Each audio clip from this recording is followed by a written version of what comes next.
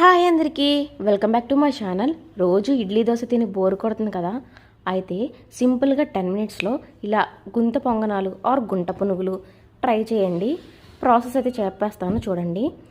First dosa batter అయితే తీసుకొని కొంచెం సాల్ట్ వాటర్ అనేది దోశ బ్యాటర్ లాగా మిక్స్ చేసుకొని పెట్టుకోవాలి. తర్వాత అందులో ఆనియన్స్ అండ్ కొంచెం జీలకర్ర అండ్ చిటికెడు సోడా ఉప్పు అయితే వేసుకొని మిక్స్ చేసేసుకోవాలి బాగా. మీరు కావాలనుకుంటే ఇందులో హెల్తీగా చేసుకోవాలనుకుంటే క్యారెట్ తురుము, పచ్చిమిర్చి అలా కూడా వేసుకోవచ్చు. నేనైతే అలా ఏం చేయట్లేదు, ప్లెయిన్ అయితే వేసేసుకున్నాను. ఇప్పుడు గుంట పునుగులు ప్యాన్ అయితే తీసేసుకొని ముందుగా హోల్స్ అన్నిటిలోకి ఆయిల్ అయితే వేసుకోవాలండి. ఇప్పుడైతే మిక్స్ చేసుకున్న బ్యాటర్ని ఇలా హోల్స్లోకి వేసుకోవాలండి. వేసుకున్న తర్వాత కొంచెం పైన ఆయిల్ అయితే వేసుకోవాలి. ఆయిల్ వేసుకొని మూత పెట్టేసుకోవాలి. ఒక 3 to 5 మినిట్స్ అనేది మీడియం టు లో ఫ్లేమ్లో పెట్టేసుకొని మూత పెట్టుకున్నామంటే ఇలా వన్ సైడ్ అయితే ఫ్రై అయిపోతాయి.